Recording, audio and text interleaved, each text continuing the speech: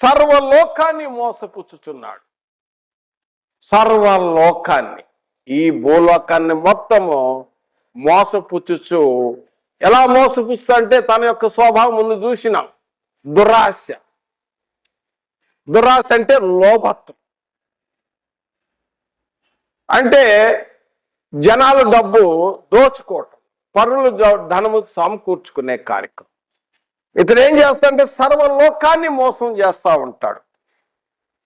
అతడు తన అనుచరులు కూడా తను ఆ విధంగా చేసే వాళ్ళకి తండ్రి ఎవరంటే సాతానుడు, అపవాది.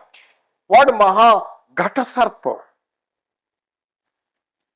అతడు ఎలా మోసం చేస్తాడు? ఈ సర్వలోకములో ఏదో స్కీములు పెడతాడు. 10,000 కట్టండి 1,00,000 వస్తాయి,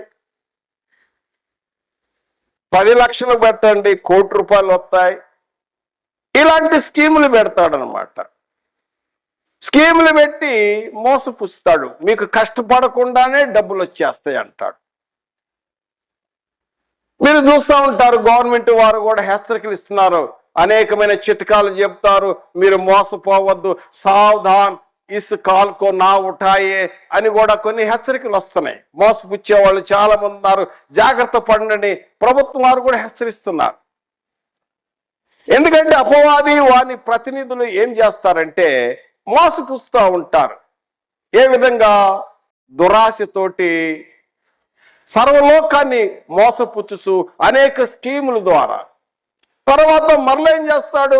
ఎప్పుడైతే ఈ విషయం బయటపడుతుందో వెంటనే రూపాంతరం చెందుతాడు, ఇంకో కొత్త స్కీమ్ పెట్టేస్తాడు.